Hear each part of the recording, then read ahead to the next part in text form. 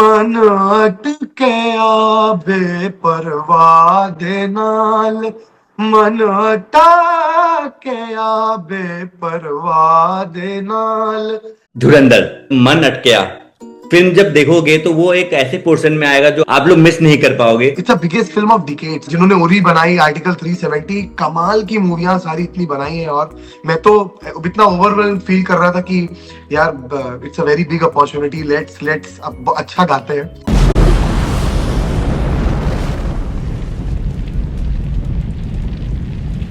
सबसे पहले आपके जर्नी के बारे में डिस्कस करते हैं।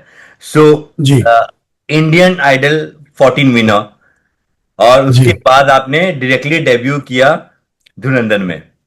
धुरंधर में तो थोड़ी देर में आएंगे। पहले इंडियन आइडल जर्नी के बारे में बताइए कि वो कितना स्ट्रगल था, क्योंकि मुझे जहां तक मालूम चला कि आपने जब इंडियन आइडल का ऑडिशन दिया था उससे पहले आपने और भी जो शोज है वहां पे भी जाके आपने ऑडिशन दिया और बस सिलेक्ट जी नहीं हुए थे। तो मैं शुरू करता हूँ इंडियन आइडल की जर्नी से। जहां से मैं इंडियन आइडल को, सबसे पहले मैं बोलना चाहूंगा कि मैं इंडियन आइडल को अपना बहुत इंपॉर्टेंट पार्ट मानता हूँ जर्नी का। बिकॉज मैं 6 साल से रिजेक्ट हो रहा था रियलिटी शोज में। और एक टाइम पर एक वक्त तक आते आते मेरा मनोबल भी टूट रहा था। मतलब कि why it's not happening, why it's not happening. मैं चीजें मेहनत कर रहा हूँ, मैं वो चीजें गा रहा हूँ, और मुझे डाउट होने लगा था कि शायद लोग मेरी आवाज पसंद कर रहे हैं या नहीं कर रहे हैं, क्या प्रॉब्लम हो रही है। सो 6 इयर्स रिजेक्शन आखिरी तक आते आते रिजेक्ट होता था मैं। और देन इंडियन आइडल, फिर मैंने इंडियन आइडल 14 का ऑडिशन मैंने बहुत बेमन से दिया। मतलब कि अब सिर्फ चलते हैं, सिर्फ गाते हैं, मन से म्यूजिक के लिए गाते हैं, अपने लिए गाते हैं। सेलेक्ट होना ना होना मैंने सोचा ही नहीं था कि अब जो भी होगा रिएक्शन देखा जाएगा, जो सब जैसा भी सेलेक्ट होगा। मैंने लखनऊ में ऑडिशन दिया। मैं कानपुर का रहने वाला हूँ और मैंने लखनऊ में ऑडिशन दिया। मैं वहां पर मुझे उन लोगों को पसंद आया, फिर उन्होंने मुझे बॉम्बे बुलाया। देन वहां पर बोलते हैं ना, जब आपका ईमान सच्चा होता है और आप जब सिर्फ म्यूजिक के लिए करते हैं तो चीजें होती चली जाती हैं। सो एक्सपेक्टेशंस नहीं थी मेरे अंदर, और शायद इसीलिए चीजें और अभी अच्छी हो रही थी। Then I got selected in Indian Idol. सबने मेरा ऑडिशन भी देखा होगा, मैंने हमका पीनी है गाया था। या और हमारे जजेस ने, श्रेया मैम ने, विशाल सर और कुमार सानू सर ने इतना सारा प्यार दिया। और मैं उनको भी अपनी लाइफ का बहुत इंपॉर्टेंट पार्ट मानता हूँ। यहाँ तक की जो जर्नी है, अगर वो मुझे प्रेज नहीं करते, वो मुझे चीजें नहीं बताते कि वैभव ये करो, ये करो, तो शायद ये जर्नी थोड़ी सी और लेट हो सकती थी, डेब्यू और लेट हो सकता था। वरना मैं उनको बहुत इंपॉर्टेंट पार्ट मानता हूँ, इंडियन आइडल को बहुत इंपॉर्टेंट पार्ट मानता हूँ। सो सच्चे ईमान से मैंने पूरे इंडियन आइडल में गाने गाए। ट्रॉफी के लिए नहीं गाया, मैंने कभी भी नहीं गाया, मैं बिल्कुल सच बोल रहा हूँ। इन फाइनल्स जब वक्त आ गया कि सोनू सर ने मेरा हाथ पकड़ा और दे आर डिसाइडिंग, ऐसा ऐसा कर रहे थे वो हाथ, देन आई रियलाइज कि इट पिंच्ड मी कि हाँ, फाइनल में आ गया हूँ अब शायद, और मैं टॉप 2 में हूँ, अब शायद जीत जाऊंगा। और जीत गया। बिल्कुल शॉक था मैं, माय बॉडी कुछ समझ ही नहीं आ रहा था। मतलब सो आफ्टर दैट थोड़ी लाइफ चेंज हुई और पहचान मिलने लगी, और लोग जानने लगे कि वैभव गुप्ता भी कोई है जो गाता है, उसकी कम आवाज अच्छी है, और बहुत अच्छे अच्छे गाने गाए, लोग प्यार करना शुरू कर दिया। सो वो फीलिंग एक बड़ी कमाल थी कि कोई मुझे पसंद कर रहा है। सो वो एक फीलिंग होती है, आपका कोई फैंस होते हैं, आपको देखते हैं टीवी पे, आपको आइडल मानते हैं। सो वो एक फीलिंग एक रही, और बस Indian Idol being a very important part of my life. या Vaibhav, tell me one thing. जब आप एक जर्नी में होते हो ना, बहुत सारे हर्डल्स भी आते हैं, फेलियर्स भी आते हैं, जी बट कहीं ना कहीं क्या होता है कि आप अगर स्मॉल टाउन से हो ना, तो कहीं ना कहीं वो मनोबल जो है ना टूट जाता है। बोलते हैं मैं आगे जाऊं कि नहीं जाऊं, ये हमेशा एक डबल क्वेश्चन हमेशा दिमाग में सराउंड होते रहते हैं। तो आपने कभी बीच में सोचा कि यार मेरे से नहीं हो रहा है, मैं गिव अप करूं? सो बहुत बार आया।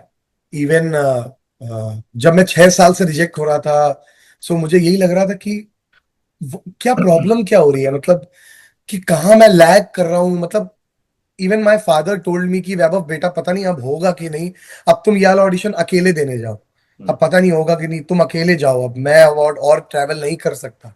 हालांकि मेरे पापा मुझे बहुत सपोर्ट करते हैं, उन्होंने मुझे, ऑब्वियसली किसी का मनोबल टूटेगा जो बाय कार बॉम्बे लेकर आता हो ऑडिशन दिलवाने और फिर लास्ट राउंड में आकर बाहर हो जाए। सो मैं पापा की भी फीलिंग समझ रहा था, लेकिन शायद कहीं ना कहीं अगर मैं उस समय हार मान जाता तो शायद आज मेरा डेब्यू नहीं होता और इतनी कमाल मूवी में और इतना प्यार नहीं मिलता। सो मैं तो बस सबसे यही कहूंगा कि अगर जिंदगी में हर्डल्स नहीं आ रहे हैं तो आप कुछ गड़बड़ कर रहे हो लाइफ में। अगर हर्डल्स आपकी जिंदगी में आ रहे हैं तो भगवान उन्हीं की जिंदगी में ये सब देता है जो कामयाब, जिनको लगता है भगवान को कामयाब हो सकते हैं, परीक्षा लेता है। मैं तो इसी तरीके से इसको प्रोसेस करता हूँ अपने दिमाग में। So I don't take hurdles very hard in my life, I just take them like कि ये पार करना है बस, कैसे भी करके ये तो हो जाएगा, ऊपर वाला साथ है। How do you feel whenever you are compare with the legendary singer? क्योंकि मैंने देखा था एक एपिसोड में जहाँ पे सुखविंदर जी के साथ आपको कंपेयर किया जाता था, एंड यू आर वेरी जी। Emotional also in that show. तो हाउ डू यू फील, वो आपको कैसा लगता है? सो सबसे पहले मैं ये बोलना चाहूंगा, वो मेरे बचपन से गुरु है। मैंने पहला गाना सुक्की पाजी का गाया था। मैं हमेशा उनका नाम लेता हूँ तो कान पकड़ता ही हूँ, क्योंकि वो इज अ लेजेंड एक्चुअली। कोई कंपैरिजन ही नहीं है, मैं तो सीधा बोल रहा हूँ, देयर इज नो कंपैरिजन। और लोग थोड़ा बहुत बोलते हैं कि आवाज के लिए बोलते हैं कि हाँ वैसा गाता है, तो ऑब्वियसली आप किसी किसी को गुरु मानते हैं तो उसके थोड़े से तो आपके अंदर चीजें दिखेंगी। सो वो मेरे हमेशा से गुरु रहे हैं सुखविंदर पाजी, और मैं बहुत मानता हूँ उन्हें, मतलब। और मुझे बड़ा मैं तो हमेशा लोगों से कहता हूँ, प्लीज कंपैरिजन हमारा कोई नहीं है, वो मेरे गुरु हैं और मैं उनका छोटा सा शिष्य हूँ। बहुत अच्छा लगता है कि जब वो मेरे स्टेज पर आए तो मैंने उनके साथ स्टेज शेयर किया था। So I was very emotional at that moment. मैंने उनके पैर भी छुए थे, और इवन मैंने उनको सजदा भी किया था। और बस मैं बहुत ओवरवेल्म था कि इंडियन आइडल ने ऐसा एक वक्त दिया मुझे कि जिनकी कॉन्सर्ट्स की टिकट लेने के लिए मैं कभी जा नहीं पाया, कॉन्सर्ट नहीं देख पाया, उनके साथ मैंने स्टेज शेयर करवाया। So that feeling is just out of word कि आप अपने आइडल से मिल लिए। So I was very happy. How does it feel to perform in front of so many people यार? वो एक एक्सपीरियंस कैसा होता है उस? जी बिल्कुल। सो ये जब मैं जैसे बता रहा था कि जब मैं स्टेज पे नहीं चढ़ा होता उससे पहले मैं एकदम डिफरेंट पर्सन होता हूँ। और सारे इवेंट मैनेजर्स मुझे कहते हैं कि वैभव तुम तो स्टेज पे जाके एकदम डिफरेंट पर्सन हो गए, तुम तो एकदम डांस और full on energy and all. So मुझे लगता है कि वही that's what Vaibhav Gupta is. जब स्टेज पे वैभव जाता है सो अपने म्यूजिक सिर्फ आई डोंट लाइक, मैं किसी कुछ नहीं देखता हूँ। I just do music on the stage, I respect that stage. और मैं उतने वक्त के लिए अपनी ऑडियंस को ही अपना भगवान मानता हूँ, और I just enjoy everything. And मजा आता है मुझे, and I feel very blessed कि हमें सुनने के लिए भी लोग आते हैं। और बहुत मैं पसंद करता हूँ उस चीज को। I love doing shows. What challenges do artists, the new artists face in the industry? कुछ ऐसे challenges आप बता सकते हो? So I think there are not challenges. मैं ये कहूंगा कि बहुत ज्यादा there are so many singers now. What जो सच है एकदम, कि there are so many singers. So होता क्या है कि जब बहुत ज्यादा और सारे अच्छे हैं, so it's very difficult to choose one one one one one. So that's why independent music came. So I think every artist independent music आने की वजह यही है कि आर्टिस्ट रियलाइज दैट कि music don't depend on anything. It has to be release, it has to be, आपका music बाहर आना चाहिए, वो इंपॉर्टेंट है। सो बहुत अच्छी बात है कि लोग इंडिपेंडेंट म्यूजिक पे काम कर रहे हैं। और आर्टिस्ट, आई थिंक अभी के दौर में तो मैं देख रहा हूँ कि सारे आर्टिस्ट जितने अच्छे हैं मैं देखता हूँ, everyone is doing very well. And मैं बहुत सारे लोगों के साथ आगे कोलैब करने वाला हूँ। मैं खुद भी I am going to release my 6 songs EP now, and I'm trying to launch it in June, July, I think in those 2 months. So मैं कुछ अच्छे अच्छे और कमाल के लोगों के साथ गाने करने वाला हूँ। यस वैभव, अब मैं आखिरी सवाल में आता हूँ, उसके बाद मैं कुछ सुनना चाहूंगा आपसे। जी। तो धुरंधर, मैंने आज धुरंधर देखा, एंड मैंने जब मन अटके मैंने गाना सुना। सबसे पहले तो मैं लोग को बताता हूँ कि फिल्म जब देखोगे तो वो एक ऐसे पोर्शन में आएगा जो आप लोग मिस नहीं कर पाओगे। वो पोर्शन आप नहीं लोग को मिस कर देखना ही सकते, पड़ेगा। करेक्ट। मैं डिस्क्लोज कुछ भी नहीं करूंगा, आप लोग जाके थिएटर में जी। देखो। मन अटकेया, जो कि वैभव गुप्ता ने गाया है, एंड जोरदार शानदार, मतलब जबरदस्त गाया है। मैंने लोगों को लिटरली वाइब करते हुए देखा थिएटर में उस गाने में। Thank you so much. तो प्लीज। वैभव टेल मी, वो गाना मिलना, उसके पीछे कहानी क्या है? किस तरह से आपको मतलब Dhurandhar is one of the biggest film of the industry. I think it's a biggest film of decades. I ठीक थिंक है क्या? मुझे ऐसा लग रहा है कि it has set a level जिसको क्रॉस करने के लिए लाइक बहुत बहुत कमाल फिल्म है। मुझे ये मूवी के लिए मुझे जितना मुझे याद है, वो मुझे पहली बार कॉल आया 9th फेब को। मुझे डेट भी याद है, रात के 2 बज रहे थे when I got a call from शाश्वत सर टीम। सो उन्होंने बोला वैभव कम टू आदित्य धर सर हाउस। तो मैं उनके घर पे गया। सारे गाने में वहीं पर बने, मैं ये बताना चाहता हूँ। और मैं पहली बार आदित्य धर सर से भी मिला और शाश्वत सर से भी मिला।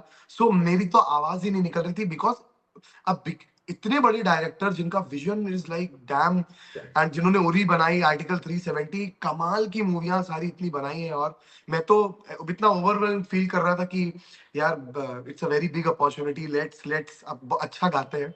9th फेब को मैंने गाना डब किया, एंड ये गाना तब हुआ, एंड 2-3-4 वर्जन भी इसके बने, और then this version got final. And it's like a, I love this song because इसमें द टोकन जिसने रैप गाया है, hmm, so this song seems like it's a global song. Everyone is gonna listen. Not in India. It's a fusion of Western music and the folk music. Correct. Because जो कलाम मैंने गाया है वो नुसरत साहब का कलाम है, जो कि उससे उनसे पहले बाबा बुल्ले शाह का ये कलाम था। उन्होंने मन अटकिया बेपरवाह दे नाल उस दीन दुनी दे शाह दे नाल। ये फ्यूजन हो जाना एक रैप के साथ, ये सिर्फ दिस दिस विजन ओनली ये आदित्य धर सर ही कर सकते हैं। उनका टेस्ट इतना कमाल है म्यूजिक में, और शाश्वत सर के लिए तो मैं क्या ही कहूँ। ही इज माई लाइक वो मुझे बोलते हैं कि Vaibhav is my favourite singer of this, like मैं कितना कमाल आवाज है। बहुत खुश थे जब उन्होंने पहली बार मुझे सुना। मैं बहुत ओवरवेल्म फील करता हूँ कि ये गाना मुझे मिला। शायद ये गाना मेरे लिए बना था, और बोलते हैं जिस पर लिखा होता है वो होना ही होता है।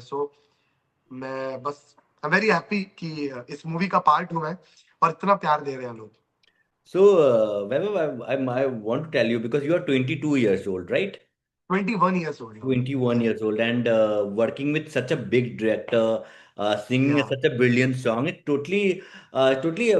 it's an inspiring thing for the other people also, जो young aspiring singers है, जिनको इंडस्ट्री में आना है, उनको कुछ करना है, या उनके लिए भी बहुत इंस्पिरेशन है ये।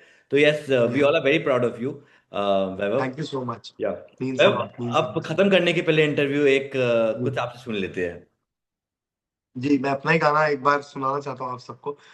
हम्म, मन अटकया बेपरवाह दे नाल, मन अटकया बेपरवाह दे नाल, उस दीन दुनी दे शाह दे नाल, हाँ दीन दुनी दे शाह दे नाल, मन अटकया बेपरवाह दे नाल।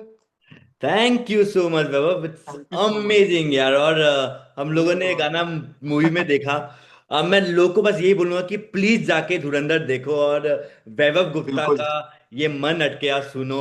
और वो कहाँ पे आ रही है मूवी में, वो आप जाके देखो, आप लोग खुद बोलोगे जी। कि यार मतलब वो तो सिंगर हो तो ऐसा सिंगर हो यार। थैंक यू सो अरे much Vaibhav. Thank you so much, means a lot, इतना ज्यादा प्यार। और आई फील वेरी ओवरवेल्म्ड कि हमने ये इंटरव्यू कर रहे हैं हम, और आपके साथ मैं इंटरव्यू कर रहा हूँ। I feel very very blessed and I am very happy. Keep giving love love guys, बहुत ज्यादा प्यार दो इस गाने को, मूवी को जाकर देखो। एंड शुक्रगुजार हूं मैं आप सबके लिए, और बस ये रब्बी मेहर है, और बस thank you so much. Thank you so much Vaibhav, thank you so much, all the best for your upcoming project, thank you so much. Thank you so much.